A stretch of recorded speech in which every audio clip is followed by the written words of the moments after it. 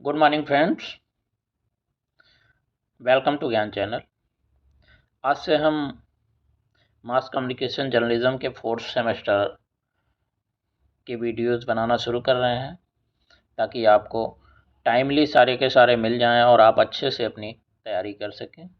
तो सबसे पहले हम आज कवर करेंगे जो यूनिट 1 कवर करेंगे डेवलपमेंट कम्युनिकेशन सब्जेक्ट का। इसके अंदर हम कवर करेंगे कि डेवलपमेंट का क्या मीनिंग, कंसेप्ट, मॉडल्स क्या हैं डेवलपमेंट के, थियरीज क्या हैं, अप्रोचेस क्या हैं, इसके अलावा प्रॉब्लम और इश्यूज क्या हैं डेवलपमेंट में, डेवलपिंग सोसाइटीज़ की कैरेक्टरिस्टिक्स क्या हैं, इसके अलावा डेवलपमेंट डाइकोटोमीज़ जो डेवलप्ड और डेवलपिंग कंट्रीज़ के बीच में काफ़ी ज़्यादा गैप है, इसके बारे में बात करेंगे। और लास्ट में हम बात करेंगे इंटरनेशनल ऑर्गेनाइजेशंस जो डेवलपमेंट के हैं, like World Bank, United Nations Development Programme, IMF।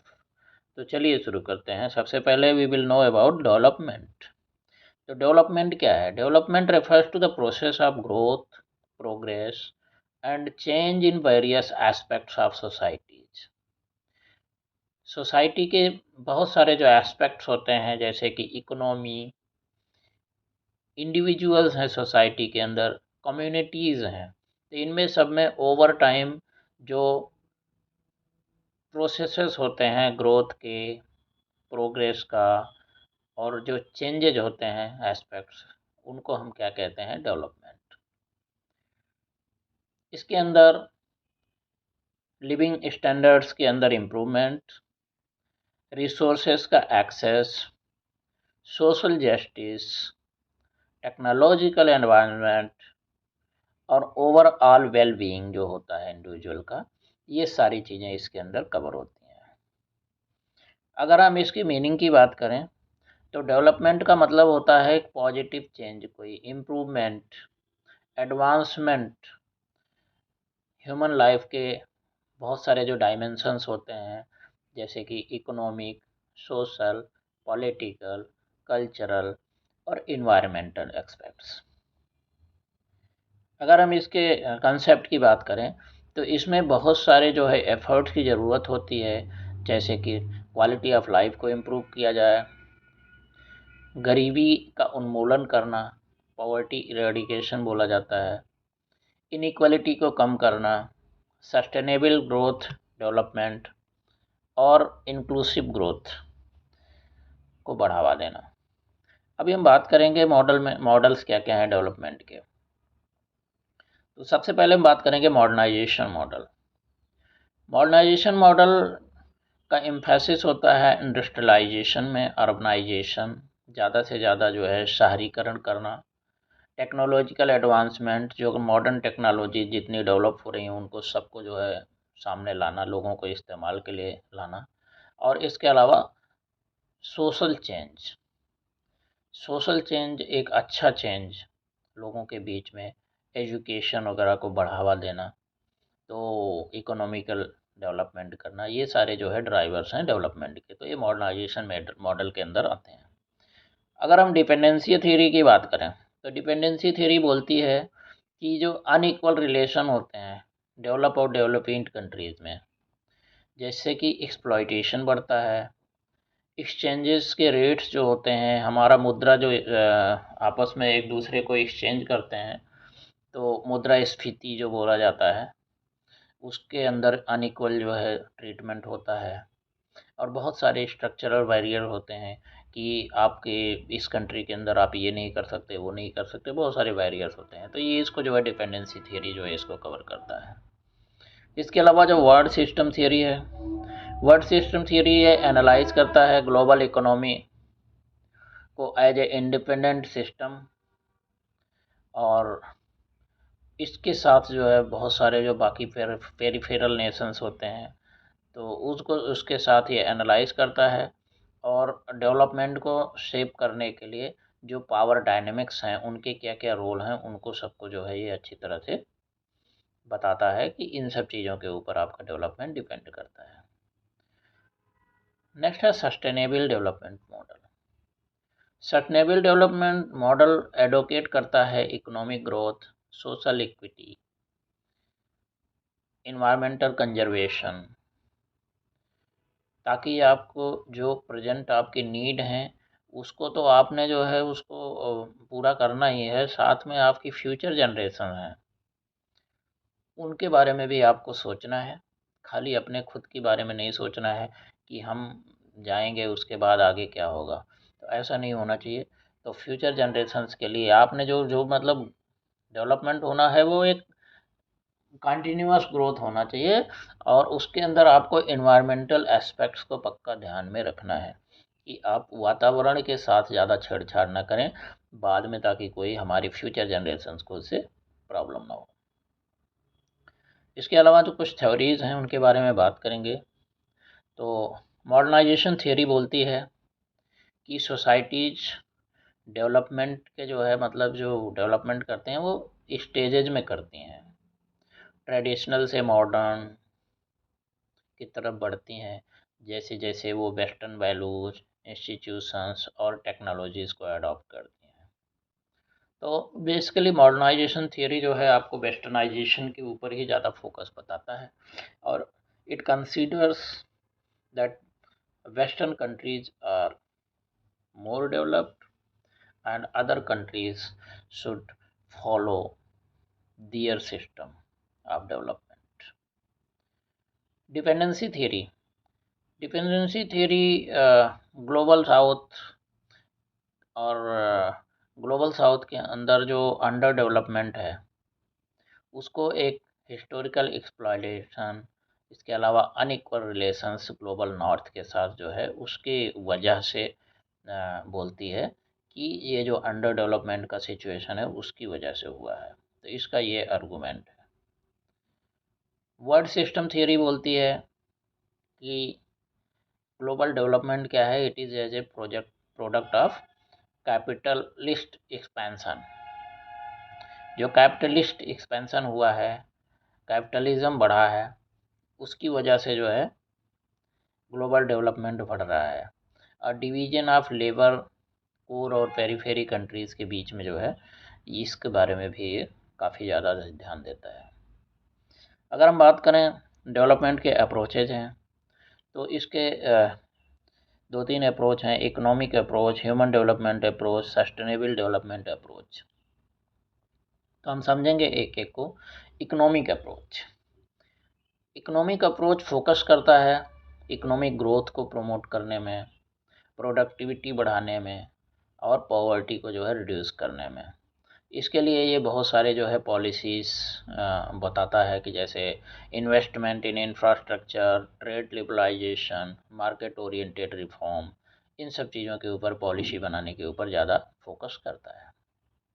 Human development approach की अगर बात करें तो ये ह्यूमन कैपेबिलिटी को बढ़ाना, इम्प्रूव करना, इसके अलावा हेल्थ, एजुकेशन, जेंडर इक्वालिटी, इन सब चीज़ों को ये जो है डेवलपमेंट का एक जो है सेंटर में रखना चाहता है। तो इसके ऊपर ही जो है ये डेवलपमेंट के ऊपर बात करता है।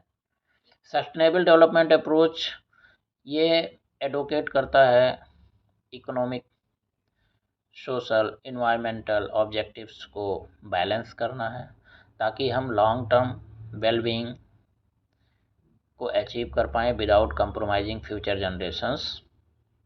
तो इन सब चीज़ों को जो है ध्यान दे करके ये करता है। अभी हम बात करेंगे डेवलपमेंट के इंडिकेटर्स। तो डेवलपमेंट के इंडिकेटर्स, सबसे बड़ा इंडिकेटर आप बात करेंगे तो जीडीपी होता है। आजकल जीडीपी को बहुत ज़्यादा माना जाता है। इंडिया में भी हम हमेशा बात करते हैं हम फिफ्थ लार्जेस्ट इकोनॉमी हो गए, हमारी जीडीपी इतनी ट्रिलियन हो गई, हम इसके ऊपर बात करते हैं ज़्यादा। हम ह्यूमन डेवलपमेंट इंडेक्स और पॉवर्टी इंडिकेटर्स, इन्वायरमेंटल इंडिकेटर्स, इसके ऊपर ज़्यादा हम बात नहीं करते हैं। तो उसका रीज़न यही है कि इन सब चीज़ों में हम काफ़ी पीछे हैं।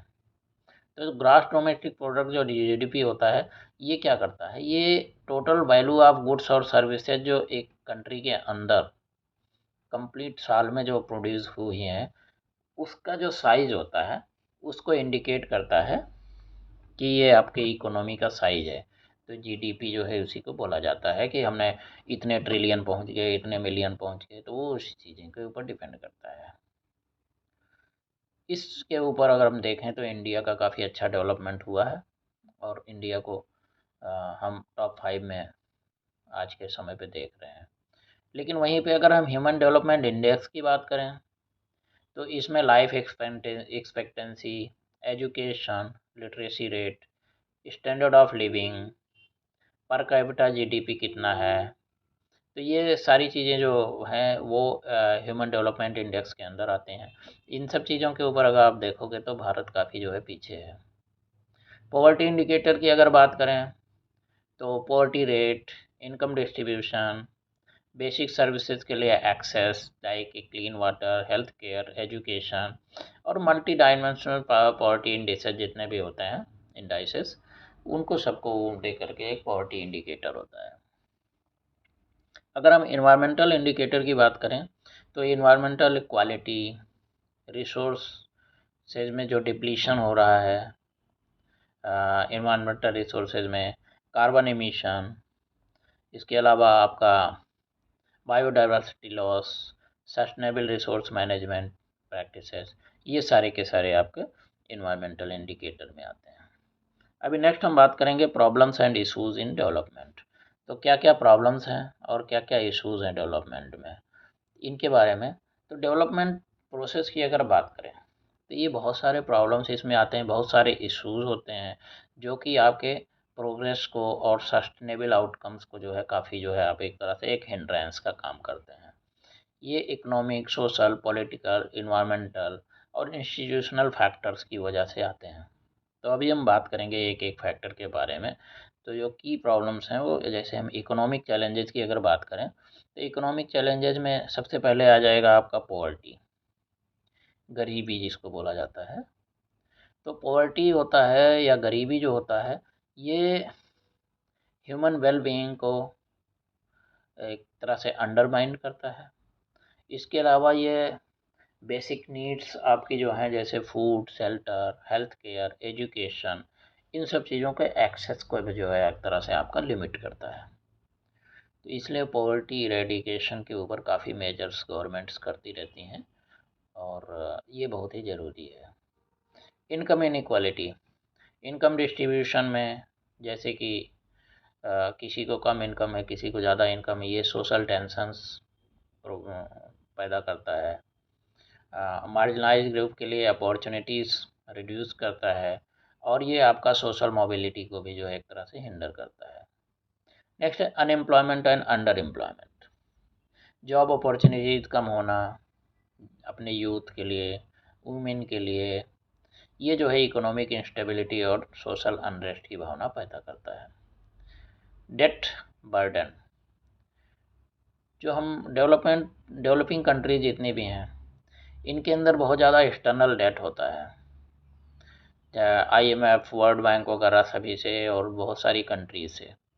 तो ये आपका इन्वेस्टमेंट जो है सोशल सर्विस और इंफ्रास्ट्रक्चर के ऊपर काफ़ी जो है ये एक हिंड्रेंस का काम करता है, क्योंकि आप जो जीडीपी जो कमाते हैं उसमें एक बहुत बड़ा एक चंक आपका वो चला जाता है इनका रीपेमेंट करने में और इंटरेस्ट वगैरह पे करने में। इसके अलावा नेक्स्ट है सोशल चैलेंजेज। सोशल चैलेंजेज बहुत सारी बीमारियां होती हैं जैसे HIV, एड्स, मलेरिया वगैरह, ये पब्लिक हेल्थ और वेल बीइंग को काफ़ी जो है लिमिट कर देती हैं। इसके अलावा आपका एजुकेशन, एजुकेशन क्वालिटी अगर पुअर है, lack of access of schooling, gender disparity education में, ये सब चीज़ें जो है काफ़ी जो है आपका इकोनॉमिक और जो है आपका कैपिटल डेवलपमेंट के ऊपर काफ़ी एक तरह से हिंड्रेंस का काम करती हैं। जेंडर इनक्वालिटी भी जो है वुमेन के और गर्ल्स को जो है एजुकेशन और एम्प्लॉयमेंट, डिसीजन मेकिंग में डिस्क्रिमिनेशन जो किया जाता है, ये भी एक तरह से जो है एक बहुत बड़ा सोशल चैलेंज है। हालांकि इस समय पे आप देखेंगे तो गवर्नमेंट काफ़ी इसके ऊपर एक्शन कर रही है इम्प्रूवमेंट करने में। सोशल एक्सक्लूसन, बहुत सारे ग्रुप्स होते हैं जिनको ethnic minorities, indigenous people, disabilities के साथ जो पर्सन है उनको डिस्क्रिमिनेशन दिया जाता है। लिमिटेड एक्सेस टू अपॉर्चुनिटीज़ होती हैं जिसकी वजह से भी जो है आपका ये भी एक बहुत बड़ा चैलेंज है। इन्वायरमेंटल चैलेंज की अगर हम बात करें तो क्लाइमेट चेंज, इसके अलावा नेचुरल रिसोर्सेज का डिप्लीशन हो रहा है। नेचुरल रिसोर्सेज उनका क्या है कि एक लिमिट है, अगर वो आप जो है उसको बार बार निकालते रहेंगे, डिफॉरेस्टेशन करेंगे, तो फिर इससे क्या है कि इन्वायरमेंट का रेजिलियंस और लॉन्ग टर्म इकोनॉमिक वायबिलिटी के ऊपर आपका इफेक्ट पड़ेगा। इसके अलावा जो है पॉल्यूशन बहुत बड़ा ये एक रिस्क है, एक चैलेंज है। एयर पॉल्यूशन हो गया, वाटर पॉल्यूशन, सॉइल पॉल्यूशन, ये सारे जो है बहुत ही हेल्थ रिस्क भी प्रोवाइड करते हैं। पॉलिटिकल चैलेंजेस में अगर हम बात करें तो करप्शन जगह जगह पे है, वीक इंस्टीट्यूशन है, लीगल फ्रेमवर्क सही नहीं है, अगर रूल ऑफ लॉ सही नहीं है, और पब्लिक इंस्टीट्यूशन ऐसे हैं नहीं जो उसको लागू कर रहे हैं, पॉलिटिकल इंस्टेबिलिटी अगर हो रही है कंट्री में, और लैक ऑफ पॉलिटिकल विल कोई बड़ा स्टेप लेने के लिए, तो ये सारे जो है पॉलिटिकल चैलेंजेज होते हैं जो कि आपके डेवलपमेंट को एक तरह से जो है समझ लीजिए अंडरमाइन करते हैं। अभी नेक्स्ट हम बात करेंगे development dichotomies, gap between developed and developing societies. तो ये एक समझ लीजिए कि डेवलप्ड और डेवलपिंग सोसाइटीज़ के बीच में एक गैप जो बहुत ज़्यादा हो गया है, वो एक डायकोटोमी है डेवलपमेंट के बीच में, जो कि काफ़ी जो है आपका जो है मतलब फ़र्क डालती है चीज़ों के ऊपर। हम बात करेंगे एक एक करके। तो ये एक जो है बहुत सारे कॉम्प्लेक्स प्रॉब्लम्स और इशूज होते हैं मल्टी सेक्टोरल अप्रोचेज में, जो कि सामने आते हैं। तो अगर हम बात करें तो इनकम डिस्पैरिटी की जैसे बात करते हैं, इकोनॉमिक डिस्पैरिटी अगर बात करें तो उसके अंदर इनकम डिस्पैरिटी, डेवलप कंट्रीज जो होती हैं उनके अंदर हायर पर कैपिटा इनकम होता है, जबकि डेवलपिंग कंट्रीज़ के अंदर जो है इनकम डिस्ट्रीब्यूशन बहुत ही अनइक्वल होता है। इसके अलावा एक्सेस टू रिसोर्सेज, जितने भी रिसोर्सेज होते हैं वो डेवलप कंट्रीज़ में जनरली अवेलेबल होती हैं, लोगों के पास बेटर जो है एक्सेस करने की कैपेसिटी होती है, चाहे वो टेक्नोलॉजी हो गई, फाइनेंशियल रिसोर्सेज हो गए, इंफ्रास्ट्रक्चर हो गया, कैपिटल मार्केट्स, तो जिसकी वजह से वो ज़्यादा इन्वेस्टमेंट, ज़्यादा इनोवेशन और इकोनॉमिक ग्रोथ अपना कर सकते हैं। इसके अलावा इंडस्ट्रियलाइजेशन और इंफ्रास्ट्रक्चर, डेवलप्ड सोसाइटीज़ के पास एडवांस इंडस्ट्रियल बेसेस होते हैं, मॉडर्न इंफ्रास्ट्रक्चर, जो कि डेवलपिंग कंट्रीज़ के अंदर नहीं होते हैं, तो ये भी एक बहुत बड़ा कारण हो जाता है। सोशल डिस्पैरिटी की बात करें अगर, तो एजुकेशन और हेल्थ केयर, डेवलप्ड सोसाइटीज़ के पास जो है बहुत ही अच्छा हायर लिटरेसी रेट होता है, क्वालिटी एजुकेशन का एक्सेस होता है, हेल्थ केयर सर्विसेज अच्छी क्वालिटी की होती हैं, तो ये भी जो है डेवलपिंग कंट्रीज़ के बीच में जो है काफ़ी गैप का कारण बनती हैं। इसके अलावा gender equality education, employment, political representation में, ये जो है आप देखेंगे तो डेवलपिंग कंट्रीज़ में इतनी ज़्यादा इनइक्वालिटी नहीं होती हैं, डेवलपिंग कंट्रीज़ में ज़्यादा इनइक्वालिटी होती हैं, डेवलप्ड कंट्रीज़ में ज़्यादा ये सब नहीं होती हैं, तो इसका भी काफ़ी इम्पैक्ट पड़ता है। Social welfare and safety nets, developed countries comprehensive इनके पास सोशल वेलफेयर सिस्टम्स होते हैं, unemployment benefits, health care coverage, pension scheme, तो ये सब इतना ज़्यादा जो है डेवलपिंग नेशंस में नहीं हो पाते हैं, ड्यू टू जो है उनका उतना फाइनेंशियल स्ट्रेटा उतना अच्छा नहीं होता है, तो इसका भी काफ़ी इम्पैक्ट होता है। पॉलिटिकल डिस्पैरिटी की बात करें अगर, तो डेमोक्रेटिक गवर्नेंस अगर होगा तो डेवलप्ड सोसाइटी में ज़्यादा से ज़्यादा जो है स्टेबल डेमोक्रेटिक इंस्टीट्यूशंस होते हैं, रूल ऑफ लॉ काम करता है, स्ट्रॉन्ग सिविक पार्टिसिपेशन होता है। डेवलपिंग कंट्रीज़ में जो है इन सब चीज़ों के लिए काफ़ी जो है आपका स्ट्रगल करना पड़ता है, गवर्नेंस के चैलेंजेस काफ़ी होते हैं, करप्शन और ट्रांसपेरेंसी, करप्शन लेवल्स जो है आपको पता ही है कि डेवलपिंग कंट्रीज़ में बहुत ही ज़्यादा हाई लेवल का होता है, जबकि डेवलप कंट्रीज़ में इतना ज़्यादा नहीं होता है। ह्यूमन राइट्स और रूल ऑफ लॉ, ये भी develop countries human rights, civil liberties, rule of law के ऊपर बहुत ज़्यादा फोकस करती हैं, और इनका जो है वायलेशन ज़्यादा आपको देखने को नहीं लगे मिलेगा जितना कि आपको डेवलपिंग कंट्रीज़ में मिलता है। इन्वायरमेंटल डिस्पैरिटीज़ की अगर बात करें तो इन्वायरमेंटल सस्टेनेबिलिटी, डेवलप कंट्रीज़ के पास इन्वायरमेंटल डिग्रेडेशन के लिए जब वो डेवलप हो रही थी तो उन्होंने बहुत ज़्यादा जो है मतलब कंट्रीब्यूशन किया है, लेकिन डेवलप हो जाने के बाद जो है इन्वायरमेंटल का रिस्क काफ़ी जो है कम हो जाता है, क्योंकि वो एक तरह से स्टेबल हो जाती हैं कि ज़्यादा इन्वायरमेंट को एक्सप्लोर ना करके और अपनी चीज़ों को अच्छी तरह से चला पाएँ। जबकि डेवलपिंग कंट्रीज़ के पास जो है इतने ज़्यादा रिसोर्सेज नहीं होते हैं, तो वो इन्वायरमेंटल को जो है काफ़ी ज़्यादा एक्सप्लोर करती हैं। Access to clean energy, developed societies को ज़्यादा ग्रेटर एक्सेस होता है क्लीन एनर्जी के लिए, जबकि जो है डेवलपिंग सोसाइटीज़ के पास ड्यू टू फाइनेंशियल स्ट्रेटा ऐसा नहीं होता है, तो इसलिए थोड़ा सा एक प्रॉब्लम होता है। नेक्स्ट हम बात करेंगे international organisations for development, world bank, UNDP, IMF.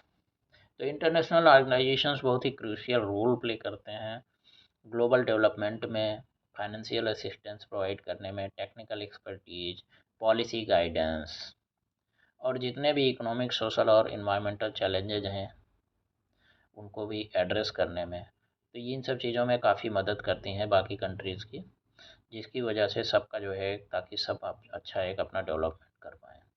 तो हम की जो प्रोमिनेंट ऑर्गेनाइजेशंस हैं वर्ल्ड में उसके ऊपर बात करेंगे। तो सबसे पहले हम बात करेंगे वर्ल्ड बैंक। तो वर्ल्ड बैंक एक जो है ग्रुप है।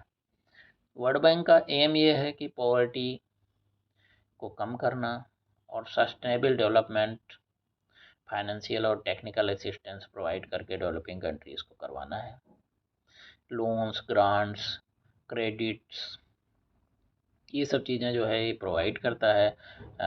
Infrastructure, education, health care, agriculture, environment, sustainability के लिए।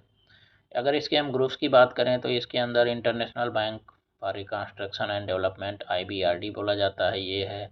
International development association, IDA, international finance corporation, IFC, multilateral investment guarantee agency, MIGA, international centre for settlement of investment dispute, ICSID। ये सारे जो है इसकी ग्रुप्स हैं जो कि इनके साथ मिल के काम करते हैं। इसका जो फोकस एरिया होता है वो पॉवर्टी को जो है दूर करना, infrastructural development, human capital investment, climate change mitigation, private sector development, ये सारी चीज़ें आ जाती हैं। यूनाइटेड नेशंस डेवलपमेंट प्रोग्राम की अगर हम बात करें तो इसका मेन पर्पज़ ये है कि गरीबी को दूर करना है, इनइक्वालिटी को दूर करना है, sustainable development worldwide provide करना है। तो इसका फंक्शन होता है technical assistance, policy advice, capacity building support to governments, और बहुत सारे कम्युनिटी जैसे कि governance, democratic participation, poverty reduction, environmental sustainability, इन पे सब पे जो है ये काम करता है। का फोकस एरिया यही होता है कि सस्टेनेबल डेवलपमेंट गोल्स बनाना और उनको अचीव करना है, जेंडर इक्वलिटी को मेंटेन करना है, climate action, democratic governance, crisis response, resilience building, इन सब चीज़ों का ऊपर इसका फोकस होता है। अब नेक्स्ट हम बात करेंगे IMF। इसकी बहुत चर्चा होती रहती है, इंटरनेशनल मॉनिटरी फंड की। तो इसका मेन पर्पज ये है कि ग्लोबल मॉनेटरी कोऑपरेशन प्रोवाइड करना है, एक्सचेंज रेट की स्टेबिलिटी होनी चाहिए कि हर कंट्रीज़ के बीच में जो उनके करेंसी का एक्सचेंज होता है उसका रेट स्टेबल होना चाहिए, सस्टेनेबल इकोनॉमिक ग्रोथ हो। इसका मेन फंक्शन होता है फाइनेंशियल असिस्टेंस प्रोवाइड करना, पॉलिसी एडवाइस देना, टेक्निकल असिस्टेंस जो है मेंबर कंट्रीज़ को देना, कि ताकि कोई भी अगर कोई भी जो है पेमेंट क्राइसिस के बैलेंस का इशू आ रहा है, currency fluctuations, micro economic challenges हैं, तो उनको जो है सबको एड्रेस किया जाए। मेन फोकस एरिया होते हैं macro economic stability, fiscal policy, monetary policy, exchange rate management, debt sustainability, financial sector reform. तो ये सारे इसके फोकस एरियाज होते हैं। तो ये सारे इंटरनेशनल ऑर्गेनाइजेशन जो है एक दूसरे से कोलैबोरेट करके, गवर्नमेंट्स के साथ कोलैबोरेट करके, सिविल सोसाइटी ऑर्गेनाइजेशन के साथ, प्राइवेट सेक्टर एंटिटीज़ और जितने भी दूसरे स्टेक होल्डर हैं उनके सब के साथ कोलैबोरेट करके, और जितने भी कम्प्लेक्स डेवलपमेंट इशूज़ होते हैं उनको सबको जो है एड्रेस करती हैं। साथ ही साथ इंक्लूसिव ग्रोथ को प्रमोट करती हैं, ताकि आप एक सस्टेनेबल डेवलपमेंट गोल को अचीव कर सकें, चाहे वो नेशनल लेवल पे हो और चाहे वो ग्लोबल लेवल पे हो। तो ये बहुत ही क्रिटिकल रोल पे करती हैं प्ले करती हैं पॉलिसी एजेंडा को शेप करने में, रिसोर्सेज को मोबिलाइज करने में, और बहुत सारे जो है पार्टनरशिप्स बनाने में, इकोनॉमिक प्रॉस्पेरिटी, इन्वायरमेंटल सस्टेनेबिलिटी, इन सब चीज़ों के लिए बहुत बड़ा रोल इनका है। तो आज हमारा यहीं पे ही ये क्लास ख़त्म होता है। नेक्स्ट क्लास में जल्दी मुलाकात होगी। Thank you. Have a very nice day.